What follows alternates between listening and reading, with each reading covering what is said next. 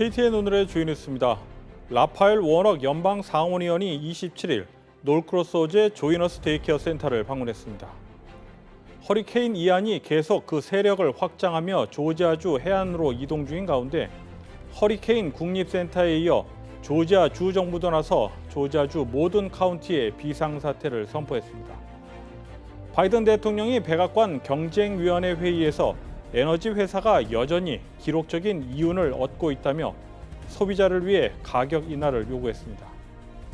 미주 한인문화재단 주최한 K-클래식 콘서트가 25일 둘루스 호주의 게스트하우스 시어터에서 열렸습니다. 이상 오늘의 주요 소식 잠시 후 전해드립니다. 라파엘 워럭 연방 상원의원이 27일 놀크로스 호주의 조이너스 데이케어 센터를 방문했습니다. 워럭 의원은 이날 참석한 한인 노인들을 대상으로 의료보험제도 개혁과 이산가족 상봉 추진, 증오범죄 방지와 일자리 창출 등에 대해 소개하며 지지를 당부했습니다. 27일 오전 라파엘 워럭 상원의원이 조이너스 데이케어 센터로 입장하고 있습니다. 워럭 의원이 한인이 운영하는 데이케어 센터를 방문해 자신의 정책을 소개하고 유세를 펼친 것은 이번이 처음입니다. 단상에 오른 워럭 의원은 목사였던 부모의 가르침과 함께 12명의 형제자매 가운데 11번째로 태어나 가족 중 처음으로 대학을 졸업했다며 자신의 개인사를 소개했습니다. 이어 의원 활동과 함께 정책에 대해 소개하며 의료보험 제도 개혁을 통해 제약회사가 아닌 시민들이 혜택을 받을 수 있도록 하겠다고 역설했습니다. 또한 증오범죄 방지법과 이산가족 상봉 법안에 서명하는 등 아시안 사회를 위한 활동에 대해서도 소개했습니다. 워럭 의원은 일자리 창출을 위해 노력하고 있다며 이민자와 저소득층의 목소리를 대변하고 있다고 강조한 뒤 6년 더 일하고 싶다고 말했습니다. I am deeply honored to work for you, and I hope to have 6 more years to do this very important work for Georgians all across our great state. 한편 행사 후 별도로 가진 기자회견에서 조이너스 데이케어를 방문해 한인들을 만난 소감을 묻는 기자의 질문에 워럭 의원은 교회 친교 시간 같았다며 따뜻하게 맞아줘 감사하다고 말했습니다. You met the Korean seniors at the Joiner's Daycare. So how do you feel today? I felt like I was at church. It felt a lot like the fellowship hall at my church, honestly. 또한 워럭 의원은 조지아주에서 AAPI 사회의 영향력이 커지고 있다고 말하며 특별히 소상공인들이 사업을 하는 데 있어 최대한 지원을 할 수 있도록 노력하겠다고 강조했습니다.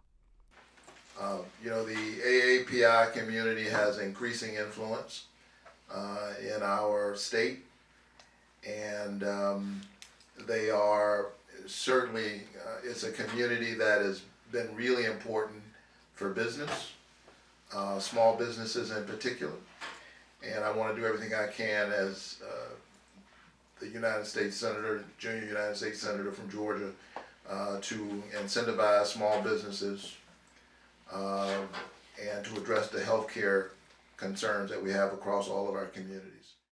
KTN 뉴스 스티븐입니다. 허리케인 이안이 계속 세력을 확장하며 조지아주 해안을 향해 이동 중입니다. 허리케인 국립센터에 이어 조지아 주 정부도 나서 조지아주 모든 카운티에 비상사태를 선포했습니다. 이번 허리케인을 대비해 무엇을 해야 하는지 김상은 기자가 정리했습니다. 브라이언 캠프 조지아주 지사가 27일 허리케인 이안 영향을 대비해 조지아주의 모든 카운티에 비상사태를 선포했습니다. 폭우는 금요일부터 일요일 사이 전 지역에 내릴 것으로 예상되며 조지아주 대부분의 지역에선 4에서 6인치가, 일부 지역에서는 8인치의 비가 내릴 것으로 보입니다. With that, we continue to prep our coastal partners. Currently, along the coastal counties of Georgia, we're anticipating some flooding. Flash flooding is possible with heavy rainfall. 4 to 6 inches of rain with some isolated areas of 8 inches. A bigger concern is going to be some of the storm surge. A storm surge watch has been issued for the entire Georgia coast. 특히 해안 지역의 피해가 우려됩니다.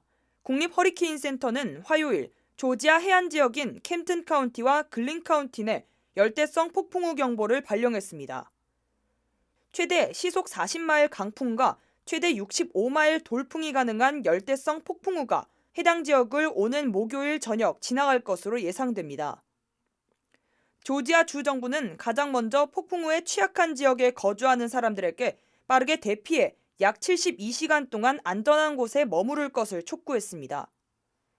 특히 폭풍우로 일부 지역에서는 정전 피해가 있을 수 있으며 물을 퍼내려다 감전 위험을 당할 수 있다고 당부했습니다. 두 번째로는 폭우가 내리는 중에는 쓰러진 나무를 제거하거나 연락을 받지 못할 수 있어 사전에 가족과 연락을 취할 방안을 마련하라고 말했습니다. 그러면서 주 정부와 지역 공무원의 안내를 따르라고 말했습니다. 마지막으로 잘못된 정보를 주의하고 문의사항이 있다면 아래 홈페이지를 통해 질문할 수 있다고 밝혔습니다. 한편 허리케인 이안은 화요일 이른 아침 강한 강풍을 동반하며 시속 125마일로 쿠바 서부 해안에 착륙했습니다. 이후 플로리다 서부 해안을 향해 북상하고 있습니다. 비상사태는 9월 29일 목요일 오전 7시에 발효돼 10월 28일 금요일 자정에 만료될 예정입니다. KTN 뉴스 김상은입니다. 바이든 대통령이 백악관 경쟁위원회 회의에서 에너지 회사가 여전히 기록적인 이윤을 얻고 있다며 소비자를 위해 가격 인하를 요구했습니다.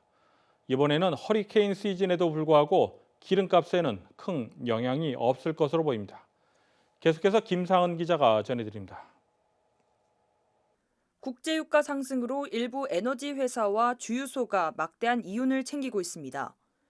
조 바이든 대통령도 월요일 백악관 경쟁위원회 회의에서 유가 인하를 촉구했습니다. 바이든 대통령은 지난 8월부터 전 세계적으로 유가가 하락했지만 하락 속도가 여전히 느리다고 비판했습니다. 미국이 인플레이션으로 골머리를 앓는데 유가 상승이 가장 큰 원인으로 꼽히기 때문입니다. 지난 6월 미국의 평균 휘발유 가격은 갤런당 $5를 돌파하기도 했습니다.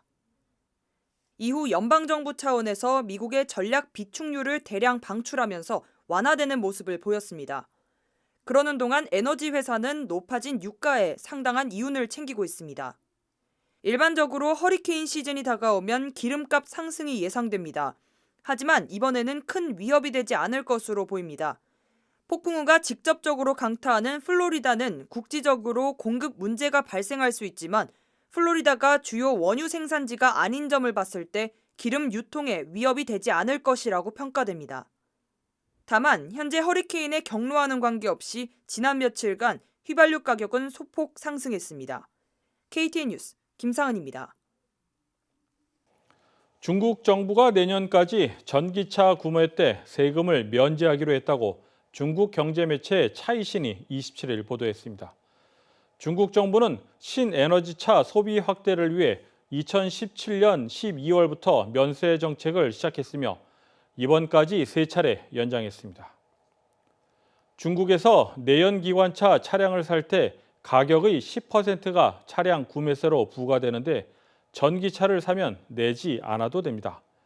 중국 정부는 자국 전기차와 배터리 기업의 미국 진출을 사실상 차단하는 미국의 인플레이션 감축법에 대한 대응 조치로 전기차 지원 정책을 강화하고 나섰습니다. 다음은 문화계 소식입니다.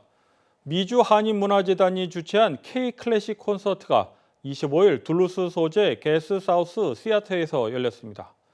이날 콘서트에는 한국 가곡을 비롯해 아리아와 다양한 클래식 음악이 연주됐습니다. K-클래식 콘서트를 찾은 많은 관객들이 이 자리에 지인들과 담소를 나눕니다. 브라이언 캠프 주지사와 박윤주 애틀랜타 총영사의 축하 영상 메시지에 이어 선석의 지휘로 파라클래스 오케스트라의 연주가 시작되며 K-클래식 콘서트의 막이 올랐습니다. 이번 음악회에는 소프라노 민보키, 에스터 김, 바리톤 이유만, 테너 마이클 바베시스 등의 성악가들이 참여해 한국 가곡과 아리아 등을 선보였습니다. 특별히 테너 마이클 바베시스는 오페라 춘향전의 사랑가를 한국어로 열창해 관객들로부터 많은 박수를 받았습니다.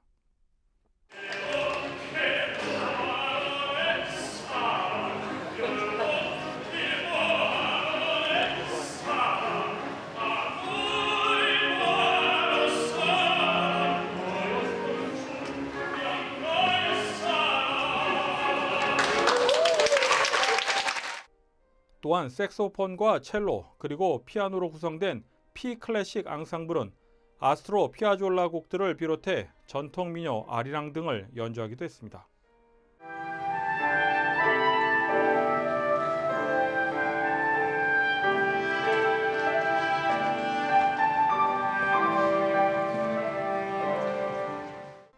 이번 연주회는 4명의 성악가들이 함께 나와 그리운 금강산을 열창하며 마무리됐습니다. 한편 미주한인문화재단의 최운주 대표는 이번 음악회를 준비하며 한국 가곡의 세계화에 작은 보탬이 되도록 비한인들이 한국 가곡을 부르는 대회를 개최하는 바람을 갖게 됐다고 소개했습니다.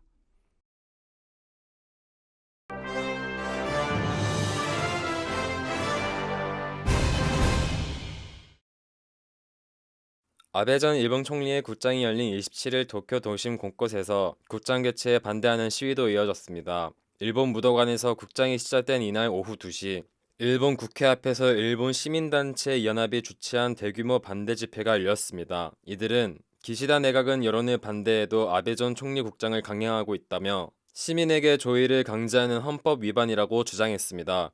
앞서 국장이 열린 일본 무도관 인근 공원과 여러 시민단체가 주도한 국장 반대 집회와 행진이 진행됐습니다.